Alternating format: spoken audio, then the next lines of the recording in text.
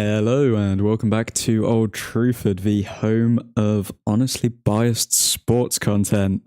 We are back with the Premier League preview of Everton v Man United. Our first game after the international break, which felt as though it lasted forever. But yeah, it's good to be back. As I can see here, Ilmi, hello. Feels good to be back. Nice to see you, man. Thanks for tuning in. So, essentially, we've got a pretty tough schedule coming up.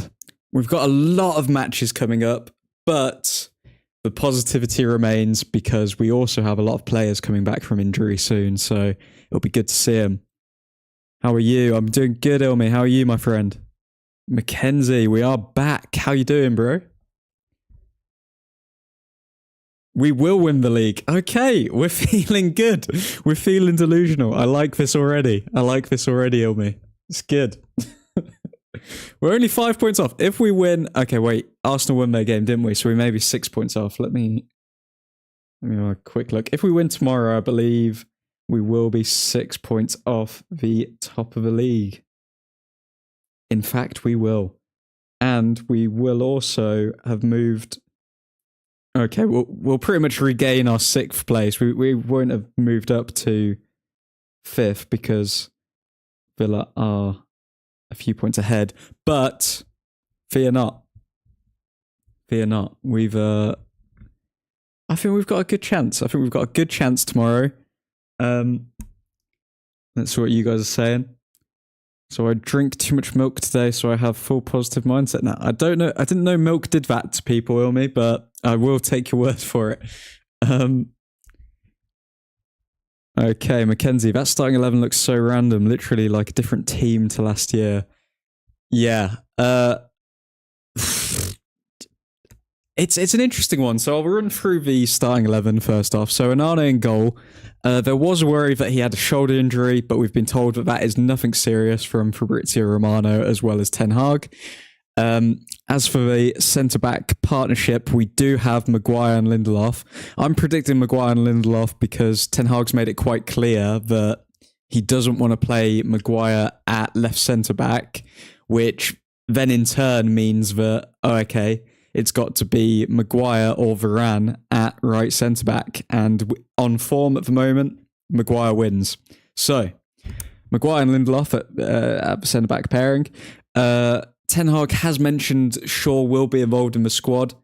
Is Shaw fit to actually start the game? I don't know, but I think if he is, then Ten Hag will start him at left back. Right back, no questions here. Aaron Wan-Bissaka, Dalot, get on the bench where you deserve at best. Amrabat at CDM. Amrabat is fit. Casemiro is... I think Casemiro, has he picked up an injury or is he suspended? I believe he's picked up an injury. So Casemiro's injured, Mount's injured, and Eriksen is also injured. So that only really leaves Amrabat. I have seen a couple of rumours bounce around the interwebs with Mainu potentially starting tomorrow. But would he start over Amrabat is my question to you guys. Do you think Ten Hag's willing to roll the dice on Mainu? He obviously showed a lot of confidence in him in pre-season. And Mainu, maybe he was waiting for Mainu to come back from his injury and be 100% fit before coming into the side. But I still think he's going to stick with Amrabat. Why Martial? Has Rasmus got a back injury after San Marino match? Rasmus had, I think it was a hamstring injury. I forget our last game before we broke up for the international break. Or it maybe was against Copenhagen, but Rasmus did have a hamstring injury at the time, and Ten Hag mentioned in the press conference he doesn't know whether he'll be fully up for it this weekend. So I think Rasmus is going to miss out for this one, because as much as people want to think that Erik Ten Hag is overtraining players, he's not the type of manager to rush players back after an injury, and he's quite patient with them, as we've seen with Anthony Martial. So yeah, I think Martial's going to come in for Rasmus. But as for the rest of the midfield, with Eriksen out, with Mount out, with McTominay scoring for Scotland pretty much every game, I think he's pretty much guaranteed his place. And he's actually played all right this season, so no surprise at McTominay starting. Fernandes, he's just first name on the team sheet, captain, so yeah, no questions there. Now, the front three is where it is a bit interesting. So, Garnacho, Rashford, Martial. I think Garnacho will probably start on the left again because it's a hard one though. Will Ten Hag play Rashford over Garnacho? Garnacho was showing promising signs against the likes of Luton.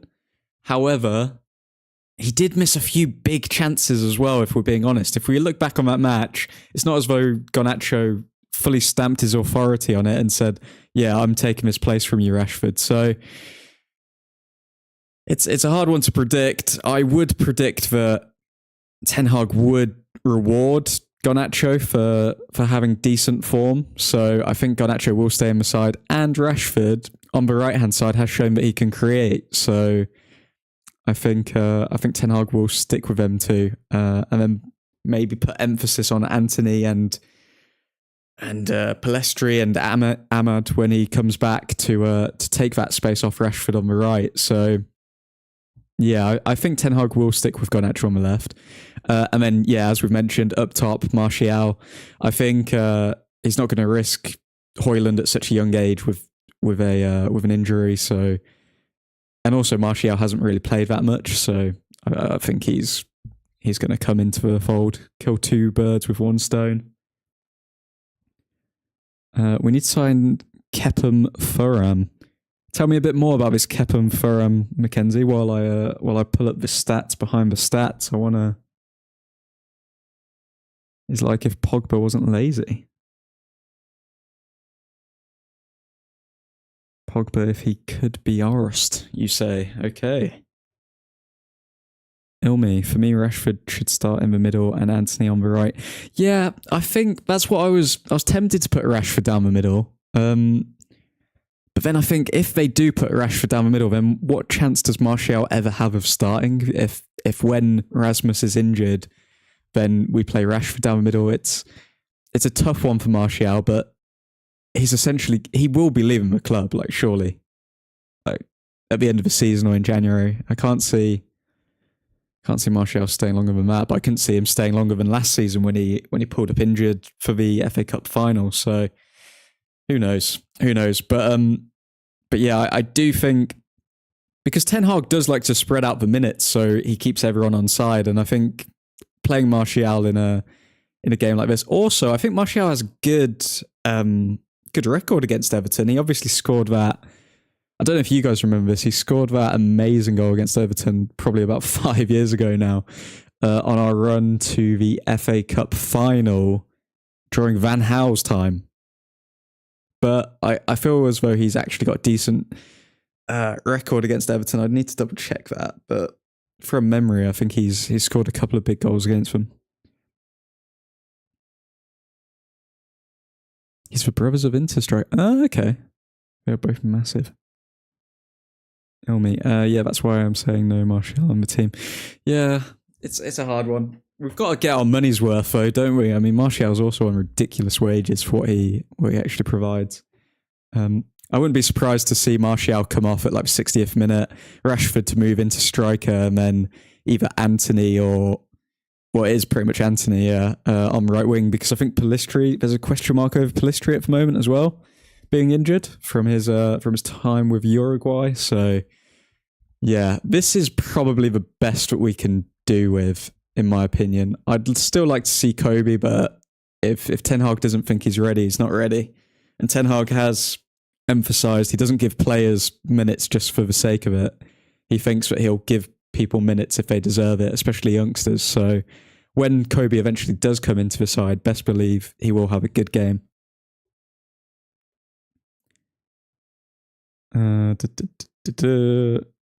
We need to get back Greenwood. Whoa, says Mackenzie. He scored a screamer. It's a hard... Yeah, I think... To be honest... Do we need to get back Greenwood? I think that ship's already sailed, to be honest. I think he's gone. I think the most we can hope for Greenwood's situation is just getting a decent fee for him when someone decides to sign him permanently. But yeah, I think that chapter's kind of closed. I'd be surprised if it opened up.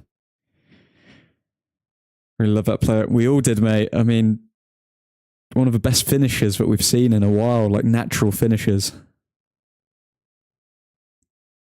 Mackenzie, I played Palistri at right wing for a season in football. I swear, man, if you mention your football management seasons again, and he broke the assist record for a winger at United, so obviously he should start for us in real life. Obviously, mate. If we bring back Greenwood, we'd be the banter club of the Prem. I'm just interested, to be honest, I'm more interested to see what happens with Greenwood's career from this point onwards, because nobody in the Premier League can actually sign him. Because if they do sign him, even if it's like 5-10 years down the line or whatever, like then they're just hypocrites for criticising us. So I think no team in the league would actually put themselves in a position to do that. So yeah, he's either going to end up in Saudi, which hopefully we can get a lot of money for him if that is the case. And then, yeah. What's happened to the Chinese league? Does the Chinese league even exist anymore, Mackenzie? Like, it seems like they blew their load when it came to buying all of the big stars. And when I say big stars, I mean Fellaini, Hulk, and Oscar. They're the only players I can really... I think Iniesta went to the Chinese league as well. Ilmi, I think we should bring him and he will score a lot of goals and will shut up all the haters. That's the alternative point of view. I mean, like, fair enough. I think he would definitely score goals and I think he would continue to improve at United. It's a hard one because it's like the fan base is so divided over it where, like, would you bring him back? Would you not bring him back? Like, it's entirely up to the ownership's like decision making, because it is one of those decisions in life where no matter what you do, you're gonna like piss off a certain portion of the fan base. So there's no right option there. He did not do anything bad. That's a problem as well though, because it's like we don't know if he did do anything bad or if he didn't do anything bad.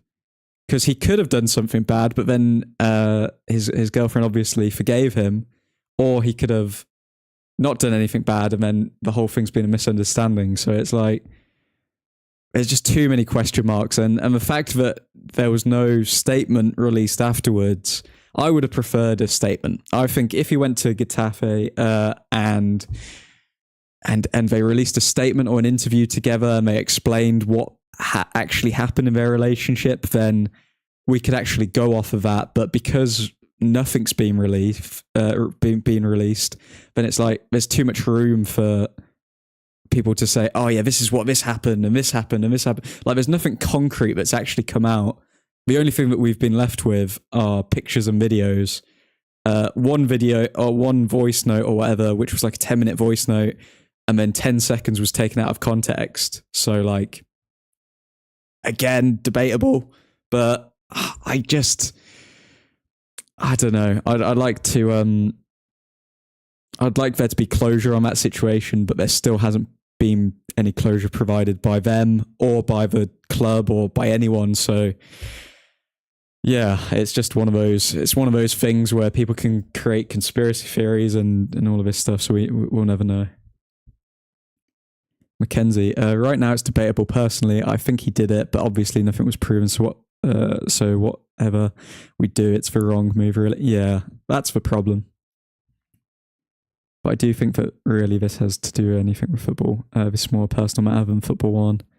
Mackenzie, okay, let's get away from Mason and get back to the stats behind the stats. I was gonna say, yeah, this has taken a detour, but yeah, that's just a situation where. To close off that, topic. That's just a situation where you could make an 2-hour-long video on it and still not come to a conclusion that everyone would be satisfied with. It's just, it's entirely dependent on what you think of it. Don't apologize, Ilmi. It's a good conversation to have. But it's just one where it's like there's no winners. Like we all lose in that situation. So stats behind the stats. First of all, let's look at our records. Okay, Man United, win, loss, loss. Everton, win, draw, win, loss. So, Everton are in better form. Great. Let's not pay attention to that one. First stat. Everton have won just one of their last 8 Premier League meetings with Manchester United.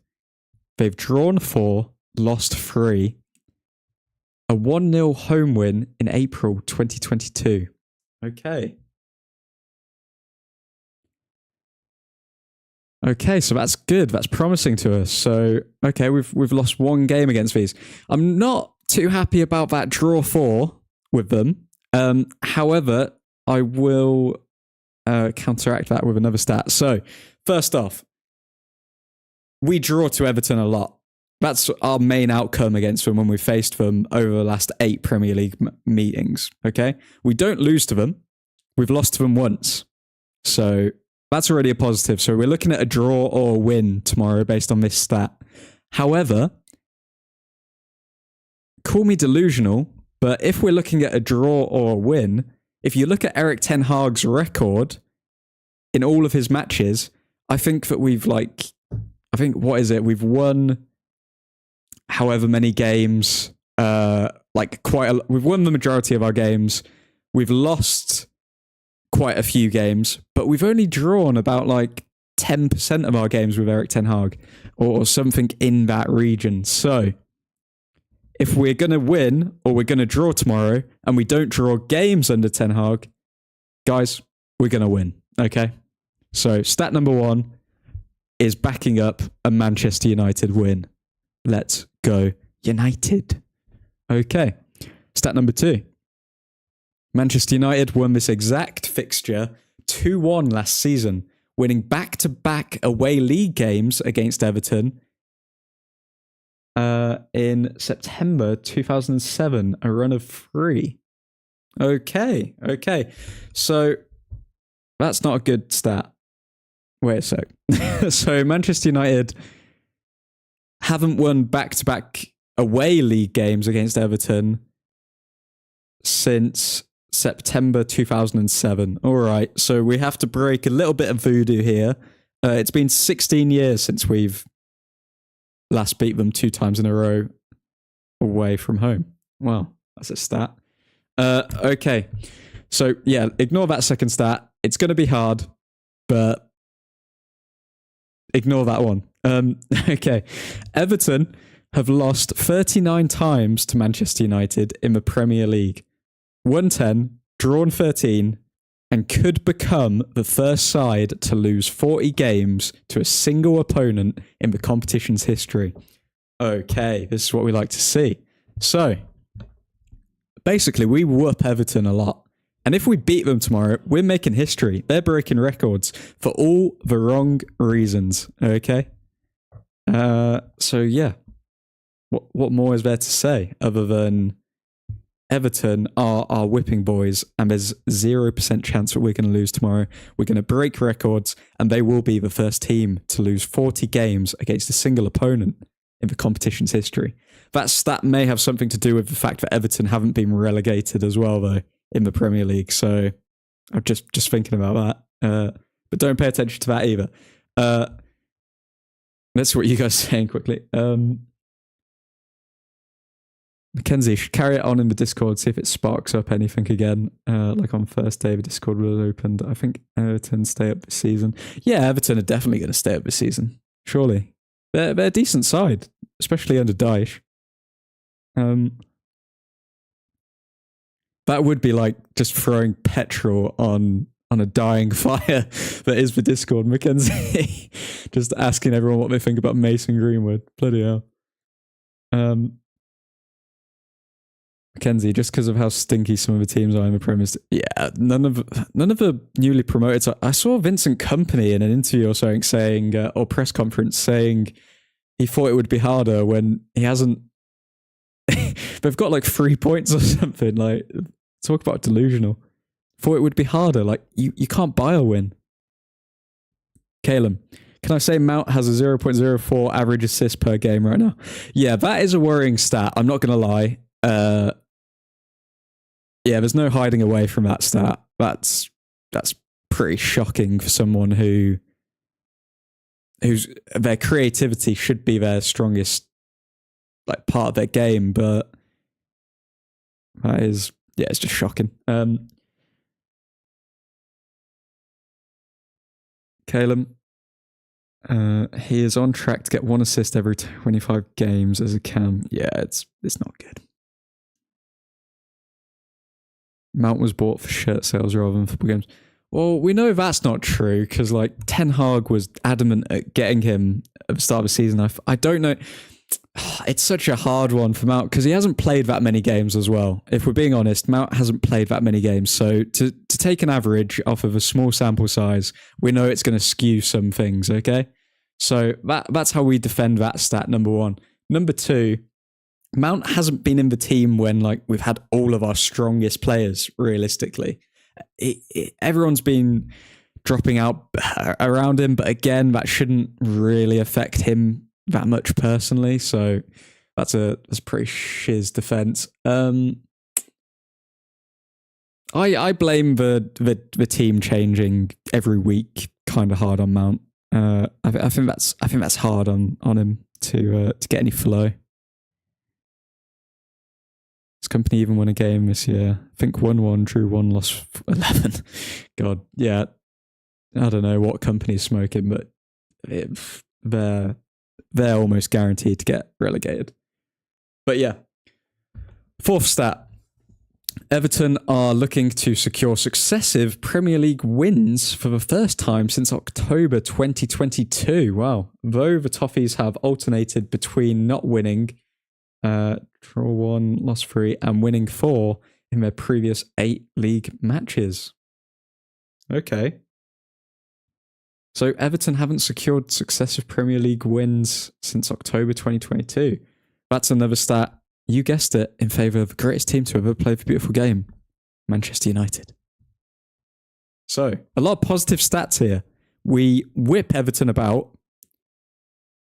They haven't secured a successive Premier League win in 2 years, pretty much. Okay, 1 year. And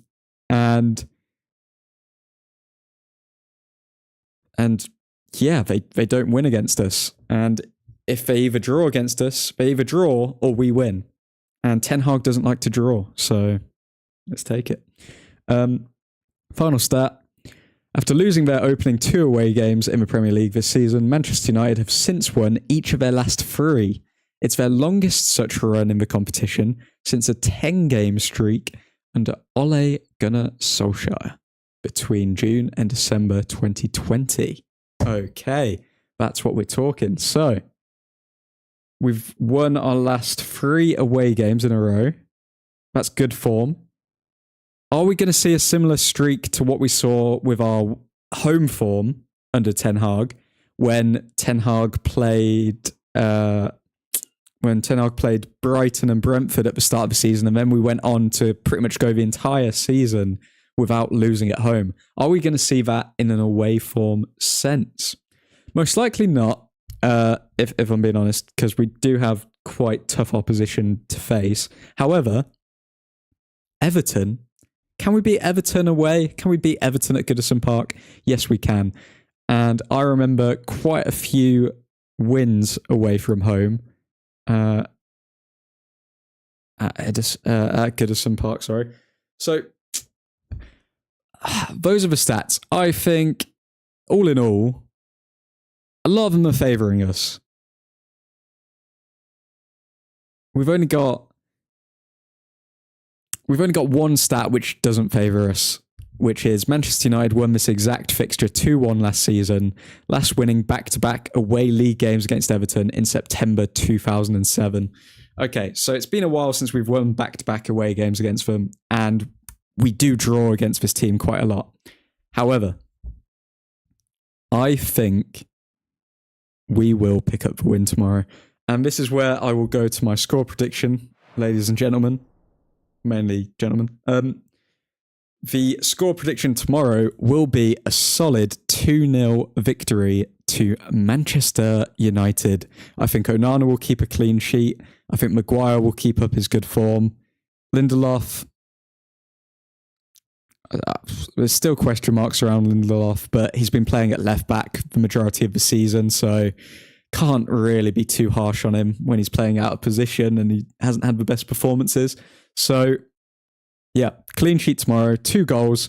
Martial will score. Martial likes scoring against Everton. And who will score the second goal, I wonder? Can we see an Amrabat goal, perhaps? An Amrabat long ranger to secure the game once Everton apply a bit of pressure onto us. I think we can.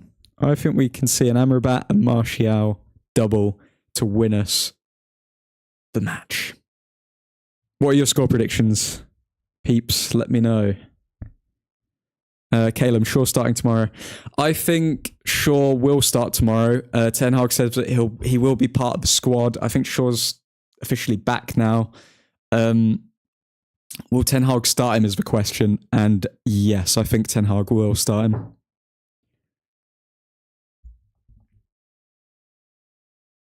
Kenzie, 10-game winning streak under Ole is nuts. Yeah, man. I want those days back. And I'm confident Ten Hag can replicate that. 45-0, to be honest. Rugby scores, well, that is the confidence. That is the honestly biased prediction of Mackenzie. And that's what we love to see. Scott Screamer. Yeah, I'm torn between Amrabat and Scott. I think Amrabat will open up his account tomorrow, though. I think it could be a game that favours him. But then it could be a game that favours Scott as well, especially with him just on fire, really, in the box. Caleb, have you seen that Elanga has scored 3 times the amount of goals this season in the league than our attackers? Caleb has joined the stream to let us know about Mount's goal averages and our forwards' terrible goal scoring record. Caleb, I'm going to send you a very strongly worded email if you keep this up, my friend. I mean, we gotta... But yes, I have seen that. And yes, it's sad. And yes, I think... It's a hard one. You can't even... It's a hard one to even like explain or kind of break down because I still can't put my finger on why we haven't scored goals. Because we have got into chances, but we just haven't been able to convert. It's weird. Ilmi going with a final 5-0 prediction. Love to see it. Mackenzie, then Delos scream off the bench. Yeah, Delos going to have me screaming if he tries to defend like he has against Zaha and bloody Rooney Bargy or whatever he's called against Copenhagen. Like, oh man, that guy. This is the home of honestly biased sports content, guys. I will honestly tell you, well, most of you know by this point, I'm not a fan of Diogo Dalot. Yeah, I back him. Yeah, I want him to change his ways, but I will eventually make that video on why I don't think he's got a future at Man United realistically. Mazuka Anthony, I think Rashi finally gets another goal, 2-0 with Bruno scoring a pen. I'd hope so because realistically those are 2 of the most criticised players in a United shirt. Rashford and Fernandes get a lot of hate when they don't score or assist. Even when Rashford assists, he gets hate. So, but yeah, hopefully. Mackenzie, then Onana screamer in the last minute from a corner. Why is Onana going up in a corner if we're winning 45-0, Mackenzie? What's going on here? To be fair, should have never sold Elanga. Wasn't given a chance last year. I actually quite. It's a weird one with. I find it weird with the United fan base. Like, this is just me looking out at it from somebody who creates content. Like it's very weird because I'll often see trends when it comes to people supporting certain players over others. And during the Rangnick season, Elanga was pretty much our only shining light. Like, he scored the goal against Atletico Madrid, scored a couple of goals, I think, as well against Wolves. Obviously was far from clinical, but it was like 20 years old at the time. So everyone kind of liked him at that stage, and people were backing Elanga. Then all of a sudden, the next season began. Ole got the sack, and the next season began under Ten Hag, and everyone turned against Elanga. Like, literally everyone was like, he's trash, he's not good, all of this stuff. And I don't know why it happened. I don't know why it suddenly just like flipped like a switch, because he was the only shining light in that season for a second. But yeah, then I can't put my finger on why that happened. But I agree. I think he should have been given more of a chance. But Rashford was on fire last season as well, remember? So it's like he didn't really get many opportunities, Elanga, because we were so dependent on Rashford. But I do think Elanga's a class player. Calum, we have to point out the bad stuff. We do. It's true.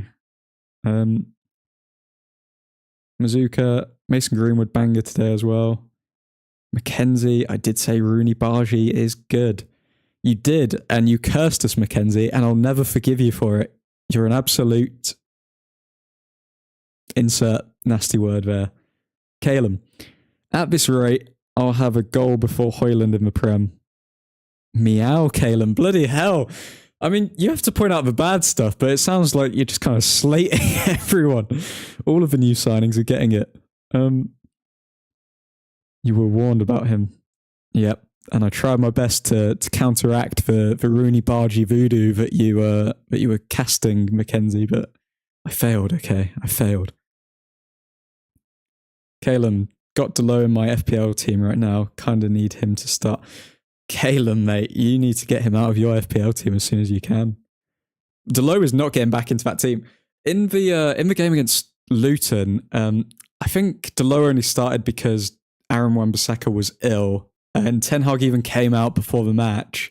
I can't remember the exact quote, so I'm paraphrasing here, but he was like, "This is the team we have to go with," when he was asked about the defense. So like he was indirectly saying, "Yeah, we have to play with these players. They know what they have to do. So if anyone messes up, they know what they should be doing." So yeah, Delo, I would be very surprised. It's a hard one. Delo signed a new contract last season, didn't he? I want to see what you guys think. Do you think that Ten Hag will keep Delo in his long-term vision, or will the fact that we've been tied to Jeremy Frimpong and other right-backs for so long, on top of the fact how poor Delo has been this season, will Ten Hag just literally change his mind and say, okay, I can't keep risking it with Delo in the team. I need to sign a new right back. Mackenzie, why wouldn't he go up if we're winning 45-0? Clean sheet bonus, man. Come on. Money motivated. Keep your eyes on your money. Keep your eyes on the prize. Calum, who has Prem goal first, Højlund or Onana? Bloody hell, man. Mackenzie, I'm back in Onana. Great. Mackenzie, Elanga got the assist for Sancho against Liverpool 2. Kickstarted our season just to get booted out. Yeah. I think we've got a buyback clause in Elanga, if I'm not mistaken. I may be mistaken. Or we've got some kind of clause that would indicate that in the future, if he does perform, that we can get him back for a decent price. I remember the report coming out as well about Elanga. I remember posting it, where Elanga on the US tour had a sit down chat with Ten Hag and John Murta, and he was very polite, and Ten Hag wished him the best, and yeah, they ended things on very positive terms. So I think if there was an opportunity, if Elanga kept up the form, and there was an opportunity to buy him back for a decent price, I think we definitely would. So it's not 100% closed, but it's still an option.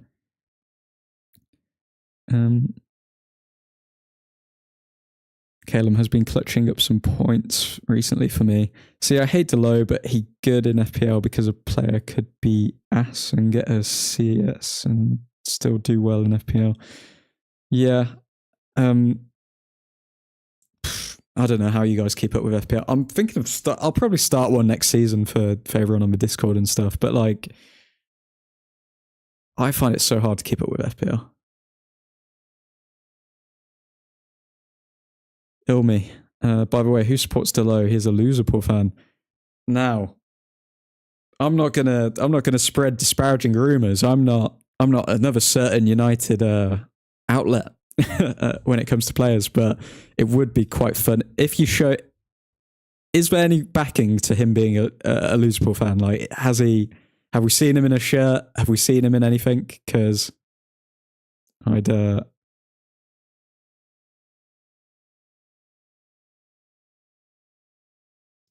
Oh, I thought you were saying that he is a Liverpool fan. So we've seen him in a shirt. We've seen him celebrating the scum or something like that. We're not getting a clean sheet with Delo against Everton. Probably not, because their wingers will just attack down our left hand side like every other team has done. I finished top 12k last season, says Calum. Well, fair play. Fair play.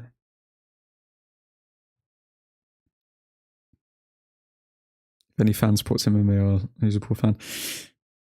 I guess Mackenzie's a Liverpool fan, man. No, I back everyone.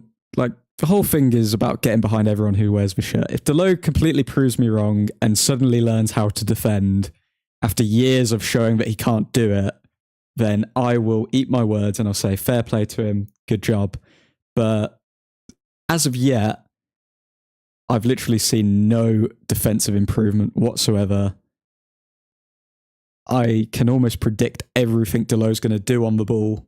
I know that when Aaron Wan-Bissaka starts, players get scared to even try and take him on, whereas when Delo starts, they're trying every skill move on FIFA. So I don't know. And I've already mentioned to you guys my conspiracy theory around Delo on why he doesn't get a lot of negative attention from United fan channels, but yeah. Thank God I'm not in college after we play Liverpool in Anfield. I can go into hiding. Caleb! This is the home of honestly biased sports content. Get delusional. Why are we looking negative about Liverpool, bro? What's going on? When are we playing Liverpool? We're playing Liverpool December 17th, something like that. Just before Christmas. Kalen, in my opinion, Shaw will play centre-back since it's less demanding for him, just coming back from injury. Ooh, that is a good shout. That is a good shout, Kalen. I could see that, actually. I could. Who would play left-back? Would Sergio play left-back in that case? I think he would, because Milassi is still not back. No, that's a decent shout. I think that I could actually see that happening. May God help us on that game. Bro, Liverpool, they can't even beat Man City. What? They're trash. Boo, Liverpool. Boo. Give me Delo at left back. Oh, Calum, please. Okay, that's a good note to end it on. Delo cannot start at left back. I'm quite confident for tomorrow's game. I'm predicting a 2-0. We've got a couple of delusional 5-0s, 45-0s, things you love to see. And yeah. Caleb, do you want to? How do I block you, Kate? I'm kidding. How do I put you on a timeout? Oh, did I just delete that? I didn't mean to delete it. How did I? Oh God, I don't know how to use any of this.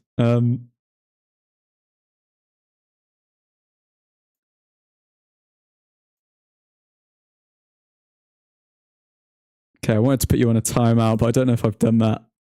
Caleb, can you try and message in the chat? Because I don't know if I've actually banned you or not.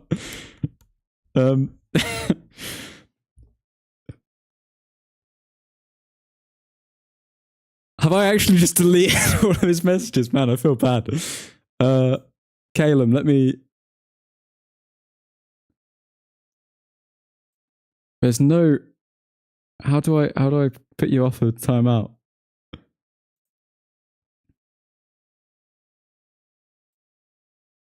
Oh my god.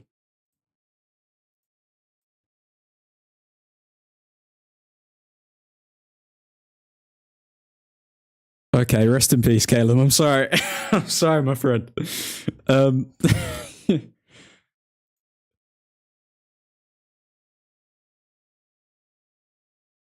I've put him on a timeout, but I don't know how to... Okay, I'll have to Google that afterwards. Don't worry, Caleb. I will unsilence you. This is not a place for censorship. My god, okay. I'll read your comments and then I'll end the stream there while I work out how to save Caleb from the Shadow Realm. Okay, but if Eric will put the Daryl on the team, we'll be losing so bad. Caleb gets suspended from chat for 5 minutes. Admin just deleted all of Caleb's comments. I don't know how I did that. It's like Caleb never existed. Oh god. I will never disrespect the admin. RIP Caleb, he'll never be forgotten. RIP Caleb. May his soul live on with us. He's with us in heart. I don't know if he's with us in actual fact or not, but yeah.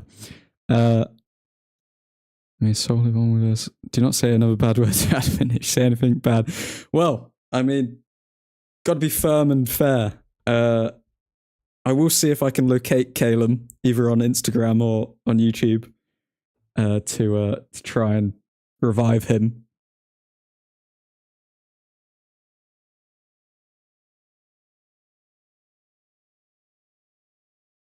I didn't know if you put a user on a timeout, it deletes all of their messages. Like, what? How?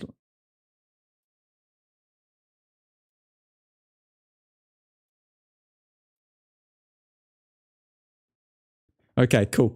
I'll work that out. But yeah, I hope you guys have a lovely evening, especially you, Caleb. I'm sorry once again. And yeah, hopefully we can grab the win tomorrow. See you all soon and Godspeed.